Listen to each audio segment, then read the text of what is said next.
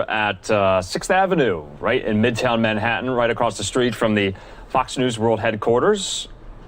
Radio City Music Hall in the distance. Want to thank everyone for watching. I hope you enjoyed that last, 2.5 hours of my colleague Daytona Everett. Brought you some great live interviews from a number of different stories that we've been following around the country. But at the moment, we do want to just bring in now from the story that we brought you earlier. Remember, earlier today, we brought you live that legislative hearing out of Salt Lake City, Utah, where socialite and celebrity Paris Hilton was testifying on a new piece of legislation. At the moment, they're up for debate in the Utah State Legislature. Bringing in right now, David Fuchs. He's a local reporter on the scene in Salt Lake for the NPR affiliate KUER. David, let's talk about this story and this case. Why was Paris Hilton in Salt Lake City in a Utah legislative hearing room today?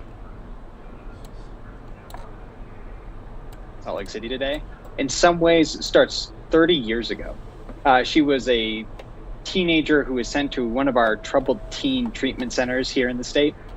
And recently this fall, she stepped forward as a survivor of what she says was abuse there. And she has been a vocal champion for bringing about new legislation to bring reform and oversight to the industry. And let's talk about the legislation itself. Who proposed it there? What is SB 127 and what will it aim to do? SB 127 was proposed by Senator Mike McKell, a Republican from the central part of the state. And the bill is the first time in 15 years that lawmakers here have even considered new legislation on this industry. The bill would dramatically bring more reporting requirements and inspection requirements for facilities here in the state. And it would propose all kinds of new oversight over restraint, seclusion, and the use of what are called chemical restraints. That's when kids are injected with drugs to keep them from moving. And so, why would a child like Paris Hilton need to go to one of these treatment facilities, these treatment centers? We want to specifically talk about Provo Canyon School and its long track record of allegations of abuse. So kind of walk us through that. Kids come from all over the country to kind of get rehabilitated, if you will. But these are pretty heavy, lofty allegations, especially at Provo Canyon School.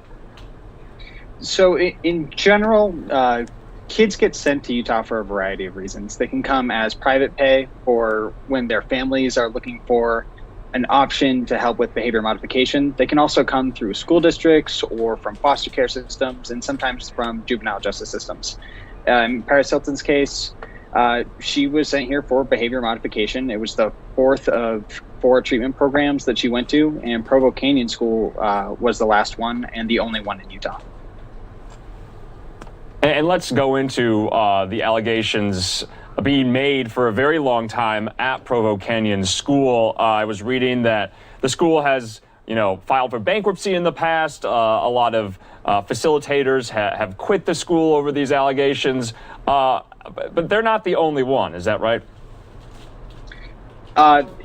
Provo Canyon School is far from the only one that self-described survivors of abuse are levying allegations against. And Paris Hilton is not the only one levying allegations against Provo Canyon School. There have been many, many people who have stepped forward to voice complaints, concerns about the facility. And the allegations, as you said, they run the gamut. They include physical abuse and psychological abuse, and in some cases, even sexual abuse.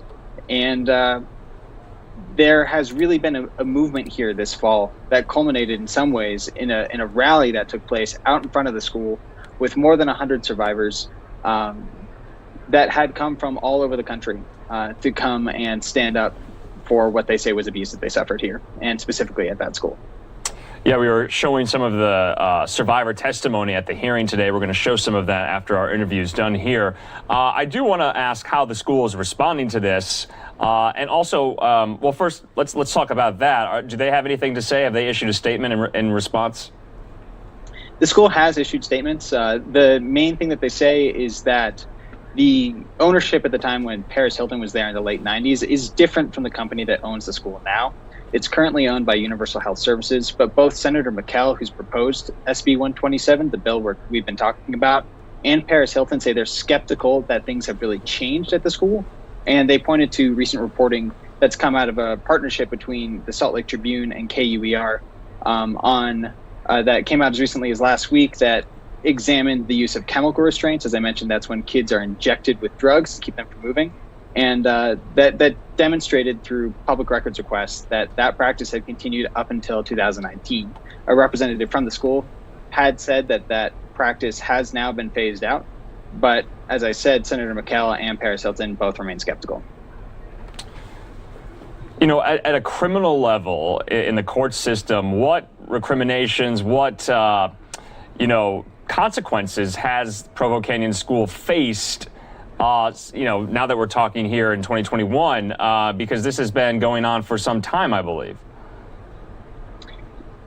At this point, I can't comment on what's happened in the criminal system, but I can tell you that they do continue to operate, and they have not yet had their license revoked.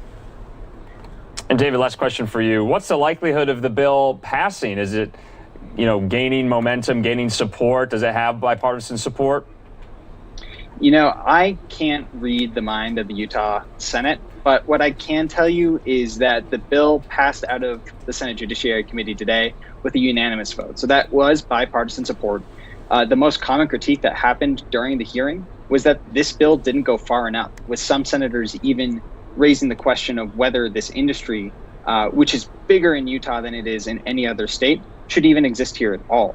And there were at least 2 senators who voiced support for fast-tracking the bill and enacting it as soon as the governor signs it. All right, David Fuchs there from Salt Lake City, from the local NPR affiliate KUER. We were following Paris Hilton. She mentioned this in her recent documentary that was out about her life. Hopefully she's bringing some much needed attention to the case. But for those of us who aren't following the story, our viewers who might not have just heard of this story just today, what lastly do they need to know about this story going forward? This is a story of a unique moment for this industry. There have been allegations of abuse about this industry for decades, and now this fall, this winter, is the first time we're starting to see a real sea change here in Utah. So I would encourage your viewers to follow along and to follow along with the reporting that we're doing here on the ground. All right, David, and thank you for doing that reporting, that important reporting. We'll talk to you again if there are any more developments, and we thank you for coming on NewsNOW tonight. Thanks very much. And like I said, we are going